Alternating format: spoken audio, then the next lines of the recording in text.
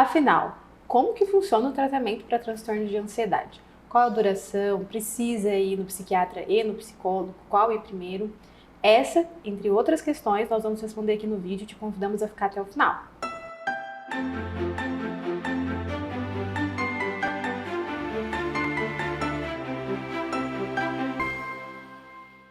Seja bem-vindo ao canal Saudavelmente. Aqui nós abordamos temas relacionados à psiquiatria e à psicologia. Falamos de saúde mental de uma forma leve e descomplicada.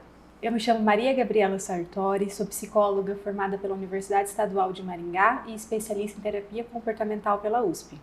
E eu sou Fernanda Marques, médica psiquiatra, formada pela Universidade Estadual de Maringá. Para responder questões sobre o tratamento, nós abrimos uma caixinha de perguntas no Instagram e separamos algumas aqui para ir respondendo para vocês. Então, vamos começar com uma pergunta muito comum. Primeiro, qual é a diferença entre psiquiatra e psicólogo e qual deles eu devo buscar caso eu esteja com transtornos de ansiedade? Essa pergunta é muito frequente na clínica, principalmente quando o paciente tem algum preconceito com a medicação, porque às vezes ele vem, busca uma ajuda psicológica e pergunta sempre, se a gente está identificando um quadro depressivo ou ansioso, eu preciso necessariamente ir no psiquiatra? Qual é a função do psiquiatra no tratamento e qual é a diferença entre os dois? O psiquiatra ele vai atuar na avaliação e no tratamento dos sintomas físicos, e vai ser um enorme aliado do tratamento psicoterápico para abrandar sintomas mais moderados e graves. Já o psicólogo vai atuar nas questões psicológicas e comportamentais que o paciente apresentar. Então, vai olhar para questões emocionais, para suas queixas relacionadas à forma como ele se vê, como ele se interpreta também, as suas habilidades e inabilidades que podem estar interferindo nas suas questões, tanto ansiosas ou depressivas, independente de quais sejam. Então, a terapia, diferente do tratamento medicamentoso, busca promover para o paciente, de uma forma geral, autoconhecimento, em que ele conheça a sua história, entenda a origem dos seus traumas, das suas questões, o que isso influenciou na forma como ele se vê, como ele interpreta o mundo, como ele se enxerga no mundo também, o como também, através da sua história de vida, ele possa ter adquirido inabilidades e como isso possa ter influenciado em suas questões presentes e, consequentemente, a desenvolver habilidades para lidar com as questões principais que ele está trazendo no momento. Então, o enfoque dos dois profissionais é um pouco diferente, por serem profissionais que têm diferentes formações. O psiquiatra é um médico, ele se graduou em medicina e fez uma residência médica em psiquiatria para fazer diagnóstico e tratamento de transtornos mentais. O psicólogo também é um profissional da saúde mental que cursou a faculdade de psicologia e ao longo dessa faculdade ele escolheu a área de abordagem, a linha de atuação. No caso, nós estamos falando com a Gabriela, que é cognitivo-comportamental, mas nós temos várias outras áreas validadas de psicoterapia que também têm bons índices de resultado para tratamento. Em relação a qual profissional buscar primeiro, eu sempre falo para os pacientes não se preocuparem em relação a isso. Isso não é uma obrigação do paciente. Isso é algo que deve ser trazido pro profissional. Então, alguns preferem primeiro buscar o psicólogo, outros o psiquiatra. Os dois têm habilidade para poder lidar com esse assunto e vai muito do manejo do profissional orientar o paciente a respeito daquilo que ele está sentindo e se há ou não necessidade, por exemplo, de um uso medicamentoso, de um encaminhamento médico, se for o psicólogo. Costumo dizer o seguinte, que um bom psiquiatra sabe o momento de encaminhar para um psicólogo e o bom psicólogo sabe o momento de encaminhar para o psiquiatra. São duas especialidades que trabalham em conjunto. Um exemplo mais visual para vocês entenderem, é a gente imaginar uma bomba. Tem a bomba e tem um pavio.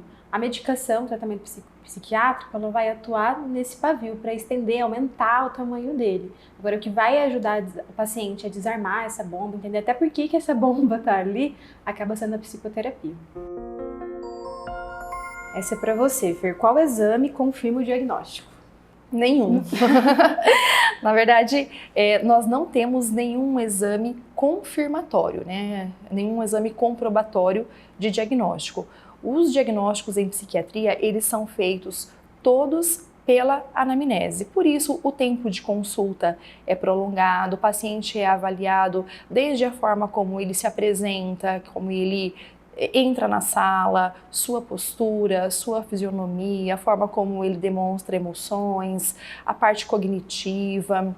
E essa análise, ela deve ser feita de forma pormenorizada, levando-se em conta os sintomas atuais, os sintomas passados, todo o histórico, né, de tratamento, histórico familiar.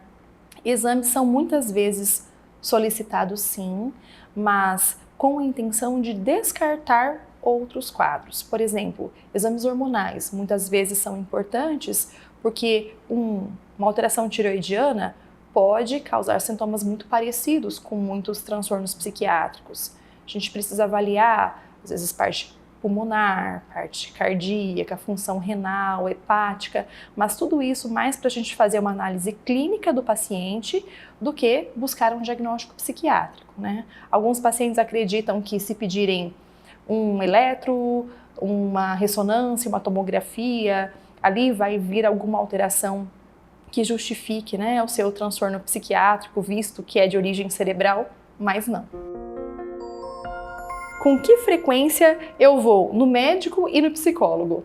Respondendo da parte da terapia, falando sobre a terapia cognitivo-comportamental, que é a minha especialidade, a gente precisa iniciar o tratamento com sessões semanais, com duração entre 40 e 50 minutos cada.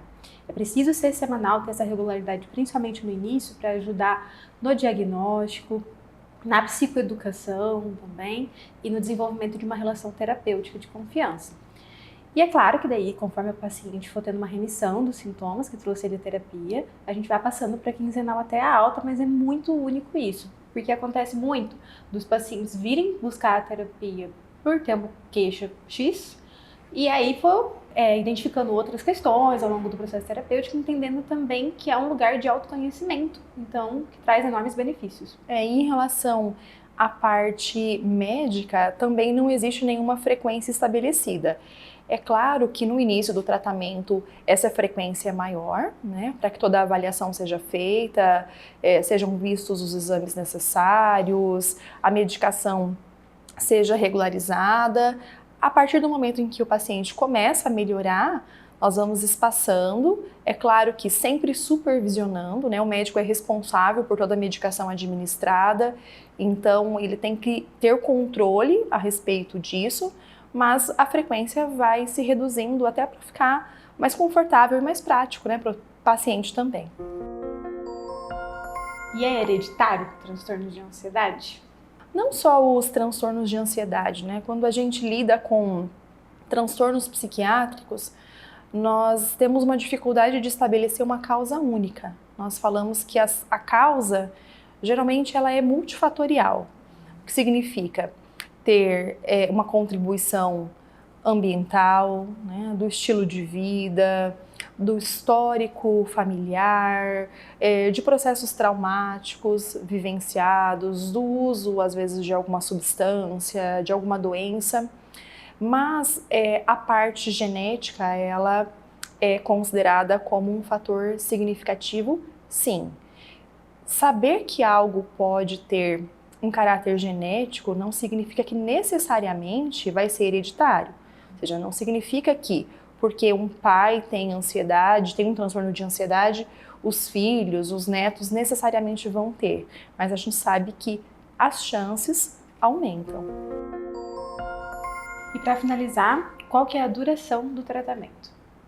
Falando do tratamento medicamentoso, é importante saber que ele tem que cumprir alguns processos, né? A etapa de diagnóstico, avaliação e introdução de medicação até a remissão dos sintomas, a fase de manutenção, que é quando o paciente é monitorado e faz o tratamento medicamentoso mesmo estando bem, para aquela melhora ser consolidada, e depois a fase de retirada.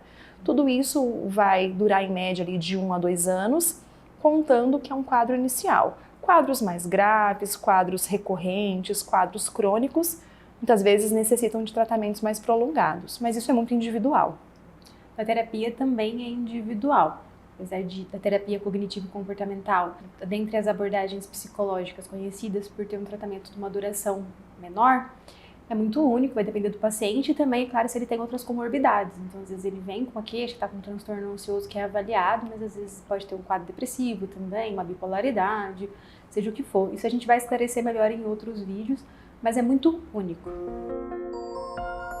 Esperamos que vocês tenham entendido o nosso conteúdo, gostado dos temas abordados a respeito do tratamento psicológico e psiquiátrico. É importante sempre entender que existe tratamento. Se você sofre com algum desses transtornos, não deixe de buscar ajuda. Você pode se aliviar bastante e melhorar sua qualidade de vida.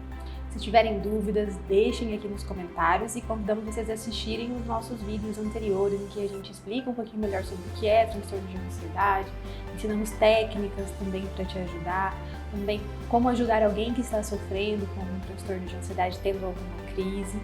E posteriormente nós vamos trazer vídeos específicos de cada transtorno, com explicação também psicológica sobre como funciona o tratamento e psiquiátrica. Te convidamos também a se inscrever aqui no canal, curtir esse vídeo, compartilhar com as pessoas que possam gostar dessa temática e nos seguir nas redes sociais. Um beijo e até a próxima!